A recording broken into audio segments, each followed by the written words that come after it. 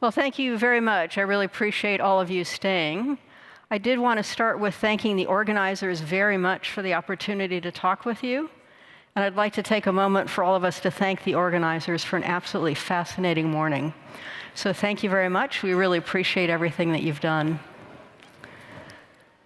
And I want to step back and take an even broader perspective than what you've heard in the last few minutes. I'm going to start with some framing issues. When we think about the future, we're thinking about risk. Risk is probability times consequence. Future is inherently uncertain. And when we think about the health risks of a changing climate, it's the same as thinking about the risk in any other sector. It's not just climate change that is causing changes in our health and well-being. It's how climate change intersects with underlying susceptibilities to heat, for example, vector-borne diseases, and the capacity of our health systems to be able to prepare for and manage that. In looking at these upstream drivers of health, we need to think about the social determinants of health, for example. And so when we study climate change and health, in essence, we start studying everything, because we have to understand the dynamic system within which climate change is a stress multiplier. And climate change is affecting our health and our well-being. The figure on the right shows you some factors that are changing with a changing climate. I'll talk about a few of those, how those interact with a broad range of environmental, socioeconomic, demographic, and other factors. For those of you in health, you can see across the middle typical exposure pathways that we look at in environmental health. Underneath is a very short list of climate-sensitive health outcomes. There's hundreds of them. There's estimates of over 600 climate-sensitive health outcomes. For those of you who are in healthcare, these are people who come in to seek healthcare that are being affected because of the changes in our climate. You're never supposed to put up slides like this, but it's from the Intergovernmental Panel on Climate Change. It's the latest assessment report. It's very thick.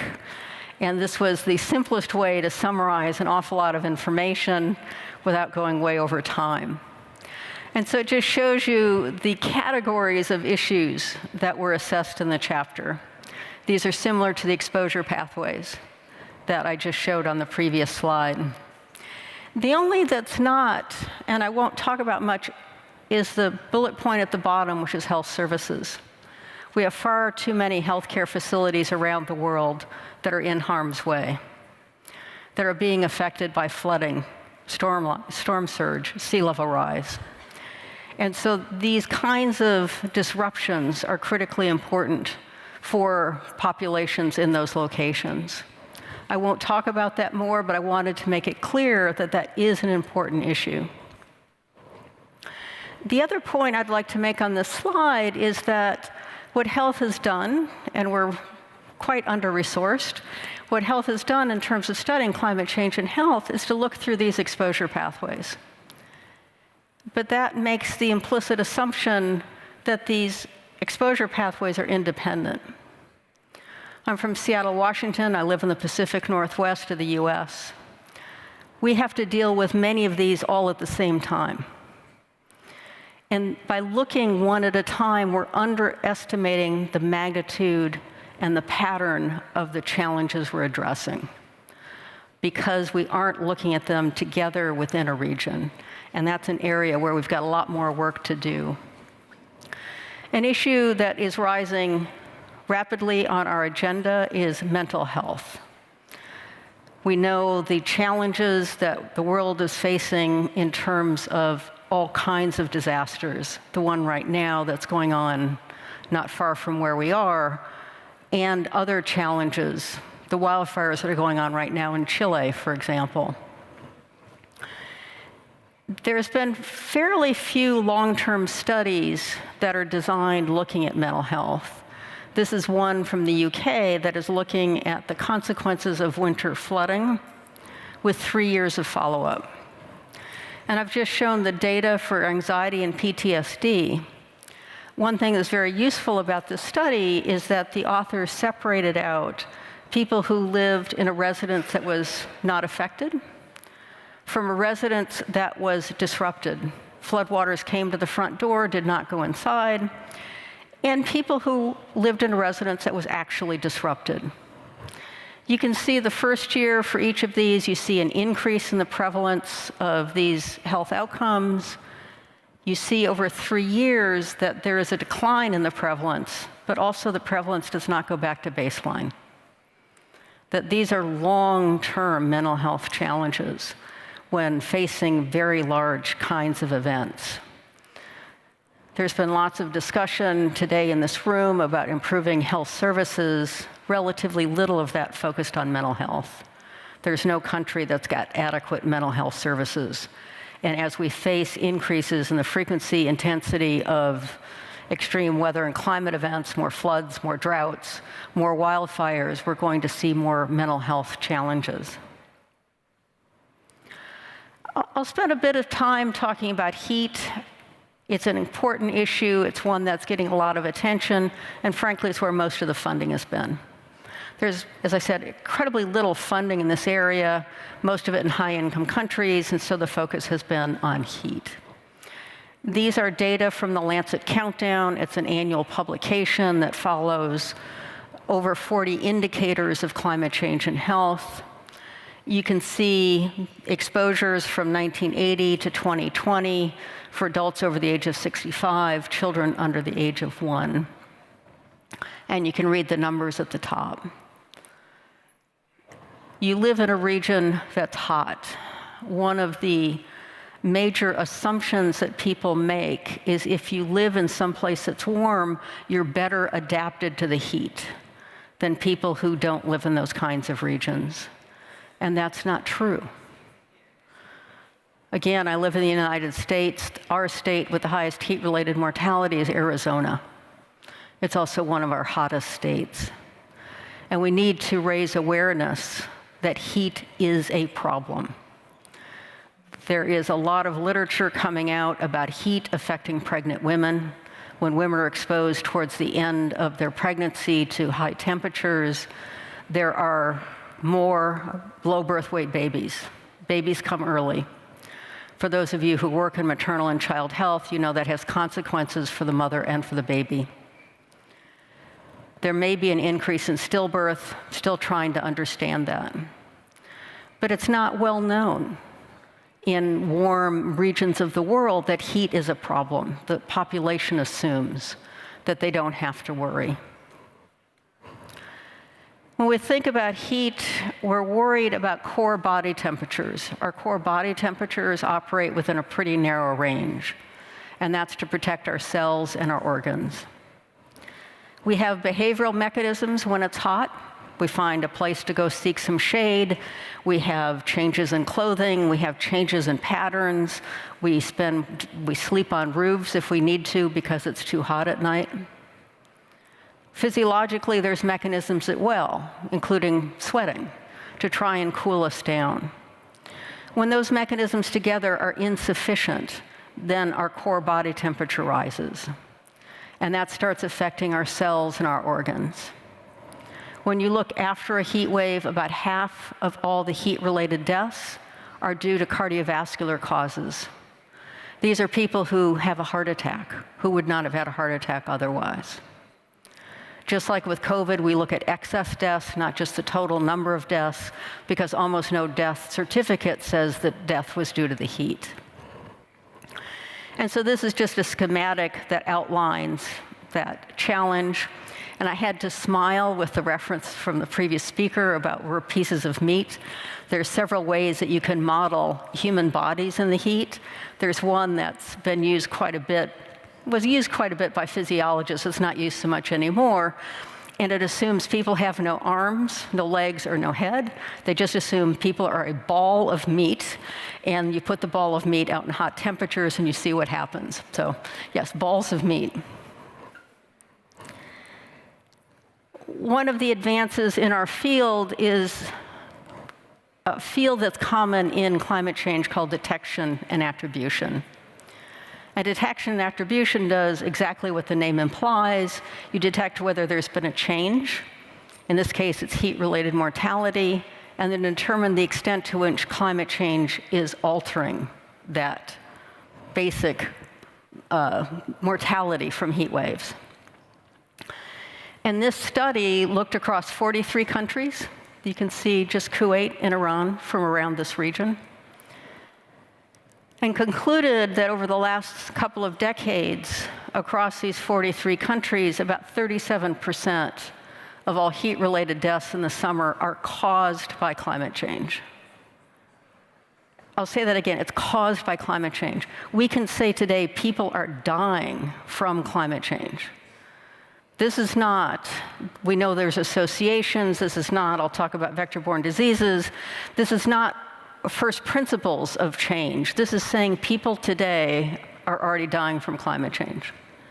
The numbers cited earlier today by the minister of 250,000 deaths in 2030 is an underestimate because tens of thousands to hundred thousands of people are dying right now from climate change. And we're not even looking at all the different health outcomes that I said are around the world. You can see the estimates from Iran and Kuwait are about 60% of heat-related deaths are caused by climate change. Heat waves are critically important. They happen in all parts of the world, under-recognized in many regions. This is a big heat wave that hit the Pacific Northwest of the United States and British Columbia and Canada. Over the course of a few days, the estimate is about 900 excess deaths. 900 people died who would not have died otherwise. But I also put this in, the heat wave was virtually impossible without climate change. I also put it in to make a point when we think particularly about heat. Heat is an all-of-society issue. I focus on health for obvious reasons, but we need to think about the other consequences. This heat wave occurred during the height of our cherry picking season. The cherries cooked on the trees. We're one of 4 states in the United States that has protections for outdoor workers. Those protections had to be activated. There were things that companies had to do to protect their workers. Between Seattle and Vancouver is an area called the Salish Sea. During low tide, because the temperatures were so high, over 1 million mussels, clams, and oysters were cooked. That is food security for coastal tribes. So thinking about these issues requires us to think more broadly about the impacts on society, where health fits into that, and how we can work together to make a difference. Making a difference for heat involves developing heat action plans. They have 2 basic components. One is to have an early warning and response system, more than just telling people it's hot, but telling them what it is they can do, what actions they can take. On the left, in this case, without using air conditioning. On the right is the long-term planning of thinking about how to make cities more comfortable as temperatures continue to rise. When I talk about heat, I live in the Pacific Northwest, I talk about wildfires. This is another part of the world that is being affected by wildfires. Also data from the Lancet Countdown. The map on the left shows you the concentrations of particulate matter during wildfires. The concentrations are high. 4 million people die needlessly every year from air pollution. Particulate matter just measures the size of the particle. There's data coming out showing that the particles released in a wildfire are more toxic than the other source of particles. And so we're looking at situations where we've got much greater exposure. The bottom shows you the trend in fine particulate matter exposure.